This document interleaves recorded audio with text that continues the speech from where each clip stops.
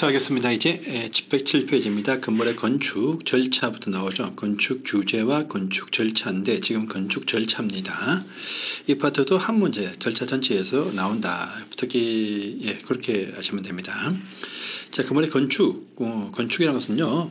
우리 건축허가 요의 의의는 뭐냐면 기속행위입니다. 요건을 갖추면 허가를 해준다가 기본적인 원칙입니다. 그런데 각종 어떤 평가, 무슨 심의에서 안 해주는 경우도 있지만 원칙은 다 요건을 갖추면 허가를 해주어야 된다가 원칙입니다. 그런데 요건을 못 갖추면 허가를 절대 안 해줍니다. 그래서 똘령 큰 땅, 10만 평, 만평 싸대서 땅을 사가지고 뭘 크게 하겠다 했다가 안 되어서 낭패를 겪는 경우도 발생할 수 있습니다. 있으니까 어떤 건축 계획을 세울 때 미리 원하는 땅에 토지 매입하기 전에 먼저 건축할 수 있는지에 대해서 미리 공무원한테 여러분들 확인해 보면 다 알려줍니다. 바로 그 얘기입니다. 그래서 건축에 관한 입지와 규모 등에 대해서 사전 결정을 신청을 통해서 확인해 주겠다는 중요한 어떤 법제도가 있습니다.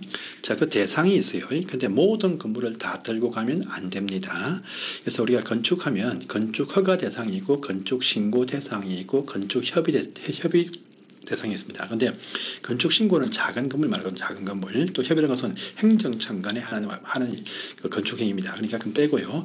규모 큰 건물만 들고 와야 됩니다. 그래서 건축 허가 대상만 사전 결정 신청을 해서 알아볼 수 있지. 건축 신고 대상은 여기서 빠진다. 이걸 먼저 아십니다. 그래서 건축 허가 대상일 때 보시면 건축하려는 자들이 허가 신청하기 전에 해당 내가 원하는 장소에서 건축이 허용됩니까? 또 크기가 그 건물 크기가 원하는 건물 크기가 맞습니까? 등에 대해서 미리 허가권자한테 알아볼 수 있다는 것이 바로 이것입니다. 그래서 건축허가 대상 또 큰 건물들이죠. 보통 보시면 건축위원회 심의 대상이 됩니다. 그럼 심의도 같이 좀 해주시고 또 큰 건물 지을 때 교평이라고 부르는 교평, 교통영향평가에 대해서 미리 우리가 사전 용역을 통해서 이 발주해서 이제 받아온 교통영향평가서란 우리가 받아온 것에 대한 검토도 해야 된다. 이게 동시에 신청할 수가 있습니다. 건축위원회 심의와 교통영향평가서에 관한 검토 동시에 신청할 수 있습니다. 그런데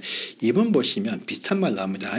해당 신청되어진 그 대지 면적이 일정 규모 이상이 딱 되어지면요. 소규모 환경영향평가에 대해서는요. 행정청, 허가권자와 환경청 관련되어서 이들과 협의를 하는데 이 교통영향평가 서에 관한 검토는 동시에 신청사항이지만 환경영향평가에 대해서는 신청사항이 아니고 행정청 내부에서 사전 협의사항이다. 그래서 환경영향평가서 검토 이런 말 집어넣을 수 있는데 지금 헷갈리시면 안 됩니다. 교통영향평가서 검토는 신청사항이지만 환경영향평가에 관한 사항들은 행정청과 협의사항의 신청사항이 아니다랍니다. 해서 이제 결정합니다. 결정은 된다, 안 된다, 둘 중에 하나입니다. 그래서 된다, 안 된다고 통보하면요, 이제 건축물을 못해. 된다고 통보할 때 효과가 나옵니다. 그래서 일단 결정하면요, 7일 안에 된다, 안 된다를 알려야 됩니다. 결정했을 때, 신청이 아니고 결정했을 때 7일입니다. 근데 된다고 통지를 했을 때 효과가 있습니다. 다음에 있는 인허가 등을 한글로 간주가 되어지고 또 4번 사항 참 중요하거든요. 일정 기간 안에 무엇을 또 해야 됩니다. 그래서 된다고 했을 때 보시면요.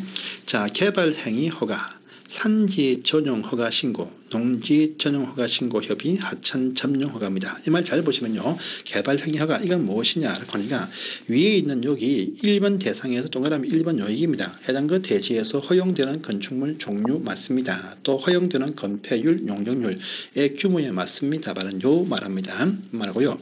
또 산 끼고 논 끼고 물 끼는 장소겠죠. 이런 장소에서 큰 건물 지을 때가 보통 애매합니다. 그러니까 산을 끼고 있는 장소에서 큰 건물 지을 때 산에서 건축행위 할 때는요. 건축물 바로 못 짓거든요. 산지 전용, 산지에 대해서 대지로 전용한다 허가 등에 대해서 간주가 돼야 됩니다. 그래서 산지 전용 허가 신고 또 농지에 건물 못 짓거든요. 원래 농지에 대해서 대지로 전용한다라고 허가 신고 협의가 있습니다. 이거에 대한 간주, 하천 부지에서의 점용 허가, 도로 부지도 점용이고 하천 부지도 점용인데 이 하천 점용허가 요 받은 것으로 간주까지 해줍니다. 이처럼 산 끼고 농 끼고 물 끼는 장소에서 큰 건물 지을 때 보통 이 제도를 활용한다 이렇게 하시면 되겠습니다. 근데 이 니은편의 산지 전허가 신고는요 보전 산지일 때는요 농촌 지역은 본산지 손 못 댑니다. 도시 지역일 때 한해서 한한다 이런 부분도 다른 시험에서 감정평가에서 답으로 나온 적이 있으니까 도시 지역에 한해서 보전 산지일 때는 산지 전허가 신고가 간주된다 이런 부분들 체크를 해두세요. 해서 전다가 통지했습니다. 이런 식의 의제효과를 담아가지고 이제 뭘 하느냐 이 신청을 한 자는요 거기에 맞춰서 그럼 본격적인 설계 등을 해가지고 건축 허가 신청을 해야 돼. 착수가 아닙니다. 그래서 사전결정 통지 된다가 통지받으면 2년 안에 건축허가 신청의 업무가 있다. 착공은 못합니다. 본래적인 절차를 밟아라는 점이죠. 그래서 신청 안 하면요. 건축 신청 안 하면 사전결정 효력이 없어져 버린다라고 합니다. 그래서 결정할 때 그 심사위원이 자기들 우호적인 마음으로 해줬는데 그 사람이 또 퇴임되어서 바뀌어버렸다. 그러면 그 다음에는 안 될 수도 있습니다. 그 의미가 포함되었습니다. 자, 사전결정이라는 부분도 한 문제로 항상 나올 수 있는 사항이니까 체크를 해주시고 또 나왔었습니다. 두 번이나 보시고요.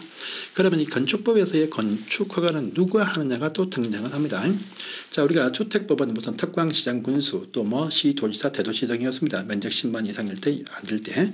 근데 이 건축법은요 기본적으로 기본설이 뭐냐 해당 용도에서 건축할 수 있다 없다는 위에서 결정해줘. 시도지사급 이상에서 결정을 딱 해줍니다. 그럼 거기에 맞춰서 건축설계에서 들어와서 건축 심사하는 것은요 그 밑에 있는 시도 밑에 있는 시군 구청장 단계에서 보통 한다 이렇게 하시면 돼요. 그래서 건축안은요 특별자치도 자치시 시군 구청장이 한다. 왜? 제주도는요 밑에 따로 서귀포시 제주시장은요 임명하기 때문에 시군구청에 위치해 있지 않습니다. 그러니까 특별자치시장, 특별자치시 세종시 가보시면요 밑에 시군구가 없습니다. 다 읍면동입니다. 읍면동. 그래서 구가 없어. 그러니까 특별자치시 제주가 직접 한다라고 하죠. 근데 특별자치도 보시면 요즘도 전북특별자치도, 강원특별자치도 요것은 또 시군구가 따로 있습니다. 그래서 좀 애매하지만 요것은 제주도를 말한다. 그 다음에 세종시를 말한다 하시면 돼요. 이게 원칙입니다. 자, 그러면 저기 서울시에서는 구청장한테 신청해야 됩니다. 그런데 또 예외 나옵니다. 밑에 있는 아주 거대한 큰 건물 지을 때는요, 이때는 말입니다. 이 구청이 있다 해도 서울시장과 인천시장이 직접 허가를 하는 건물이 있다라고 합니다. 무엇이냐니까 처음부터 21층 이상 건물 신축할 때. 또 청수는 작아도 연면적이 10만 제곱미터 이상 3만 평 되는 이 이상 되는 건물 건축할 때 또 있는 기존 건물이 있는데 이 건물을 30% 이상 면적을 증축을 하니까 21층 이상이 되거나 또는 연면적 10만 이상이 된다 할 때 이 증축 가지고 또 서울시한테 직접 가야 된다고 합니다. 그런데 또 그 위에 문장 잘 보세요. 이것도 시험에 여러 번 등장은 했습니다. 뭐냐 하니까요. 이거죠. 창고나 공장 건물은 면적 크기를 묻지 않고 전부 다 구청장한테 허가 신청을 한다라는 의미도 포함이 되어져 있습니다. 이런 부분만 체크하시고 넘어가십시오. 그러면은 또 밑에 3번 상 보세요. 자, 시장군수입니다. 시장군수. 경기도 연천군수 또 양주시장은요 100층짜리 건물 또 양주시장이 연천군수가 허가를 합니다.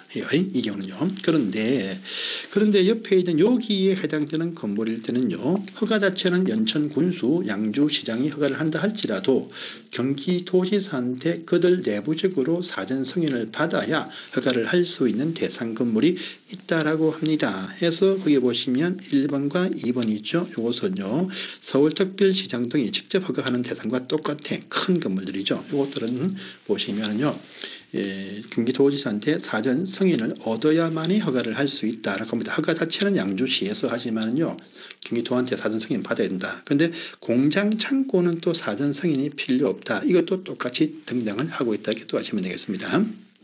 또 3번과 4번 보시면 이 경우는요 도지사가 어떤 목적, 자연환경, 수질환경 또는요 교육환경, 주거환경, 보호 목적에서 보호구역이라고 지정을 했습니다. 해서 요 내에서는요 여기에 해당되는 건물일 때 보시면 규모가 좀 작았다 할지라도 전부 다 도한테 승인받게 되어 있다. 그 자연환경, 수질환경 보호구역에서는요 3층 이상이거나 또는 연면적 1,000제곱미터 300평 이상 되는 공동주택, 무슨 타운하우스 같은 거 지을 때 일반 음식점, 일반 안무시설, 숙박시설, 위락시설 지을 때 이것이 3층 3층 이상이거나 또 300평 이상이 딱 되어지면은요, 도한테 승인받아야 양평 군수가 허가를 할 수 있다는 말입니다. 300평 1.5m 이상. 또 도지사가 지정 주거나 교육환경보호구역이야. 그러면요, 면적 불문, 청소 불문, 이것은요, 위락과 숙보관 전부 다 도한테 승인받아야 해당 고양시장이 일산에서 허가를 할 수 있다라는 의미가 여기에 포함이 되어져 있습니다. 이런 부분 보시고요. 여기도 안 나와 있지만 사정결정은 신청을 하면요, 50일 안에 승인할지 말지 여부를 결정해서 알려준다라는 부분도 있을 것입니다. 넘어가시고요. 자, 그 다음 페이지입니다. 다음 페이지 보시면, 자, 그러면 건축 허가의 기본적인 조건이 무엇이냐? 조건과 이제 기타 특례가 등장을 하네요. 일단은 먼저 건축허가 요건입니다. 기본적으로 건물 지을 때 이 요건을 확보해야 됩니다. 그래서 무엇이냐면, 건물 지을 때 말입니다, 대지에 대한 소유권 확보. 이 말은요, 100% 토지 잔금 주고 나서 소유권 이전하라는 의미가 포함되었습니다. 그런데 이런 식의 건물들 별로 없습니다. 그래서 예외적으로 사항이 또 있어요. 1번 대지에 대한 사용권을 확보한다 되어 있죠. 그래서 건물 지을 때 보시면 일반 건물들 이 토지 계약금만 주고 토지 사용 승낙서만 받아오면 허가를 내어주겠다는 의미가 포함이 되었습니다. 하지만 또 다만 단서 중요하거든요. 분양하는 목적의 공동택은 제외한다 라는 말 보이죠. 그것이 주택법의 사업계획 승인받는 대상 30% 이상 단지급 나올 때는요, 사용권만 확보해도 단지 공사하게 승인 내어줍니다.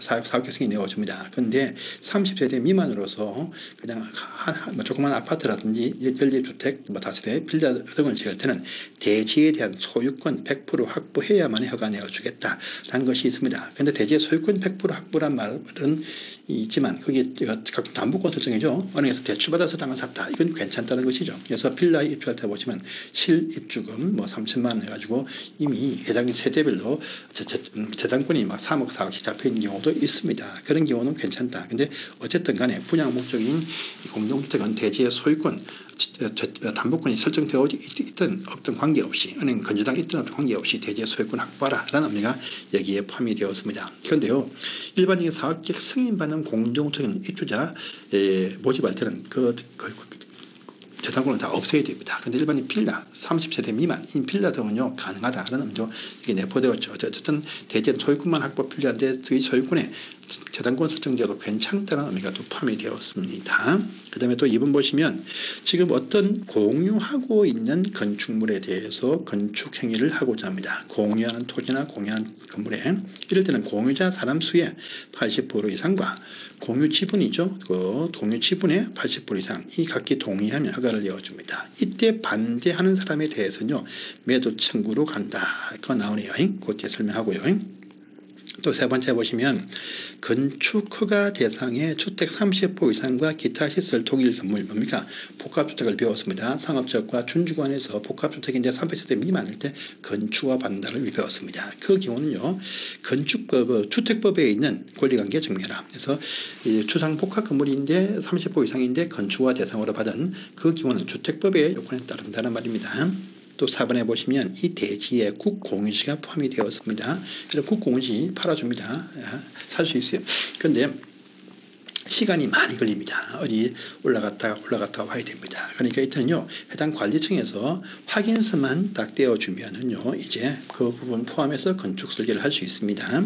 또 6번, 5번과 6번 보시면 집합건물에서 공용 부분 변경이죠. 통상적인 변경은 3분의 2, 3분의 2입니다. 그런데 구분 소유권 등에 바뀌는 중요한 사항들은요, 5분의 4, 5분의 4죠. 또 일반적인 아주 경미한 사항들은 과반수도 있습니다. 다양하기 때문에 집합건물에 따른 관리된 집합 건물에서의 변경 결의가 필요하다란 말이고요. 재건축할 때 보시면 5분의 4, 5분의 4의 다수의 결의 증명이죠. 이것이 있어야만이 허가 내어주겠다란 말입니다. 여기서 이제 공유하고 있는 대지나 건축물에서 반대자한테에 보시면 시가로 매도 청구를 할 수가 있습니다. 있어요. 80% 동의가 되어지면. 근데 3개월 이상 이것도 협의를 하고 난 다음에 협의가 안 될 때 공탁 끌고 강제 집행을 하게 해줍니다. 바로 그 말이다. 보시고 이 내용들은요, 우리 주택법과 절차는 비슷하니까 통과를 하도록 하겠습니다. 하고요. 그 다음에 건축 절차의 특례에서 거부 취소 제한 중요한 사항이죠. 다음 시간에 보도록 하겠습니다.